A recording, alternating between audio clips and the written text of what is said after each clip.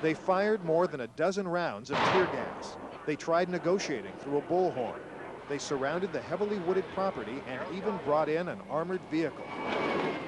But all that failed to bring out Stephen Batiste. After a 5-hour standoff, the Detroit Police Special Response Team finally decided to storm the suspect's home. During a room-to-room search, they found Batiste and brought him out alive. They did an excellent job of searching and eventually finding the man in the attic in a crawl space. According to police, Batiste was heavily armed and had special forces training in the military. Neighbors say he'd recently been acting irrationally, then became violent. He was sitting in the yard with a shotgun, which he pointed at me a couple of times. I think he fired one time.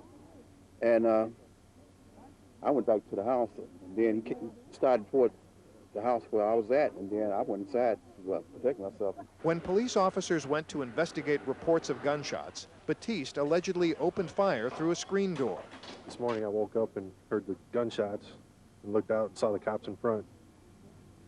And I went to the window and I looked and I saw the one officer that was shot being pulled out, and they took him away. And I saw his father laying on the porch, and I figured he was pretty much dead. Pretty shocking. Officer William Barksdale was critically wounded by a shotgun blast. He's expected to recover from his injuries. But Batiste's father, William, was pronounced dead on arrival at a local hospital. The incident ended shortly after noon. This crime scene has now been turned over to homicide investigators. Police say the suspect was taken to a hospital for treatment of slight abrasions he received while being arrested.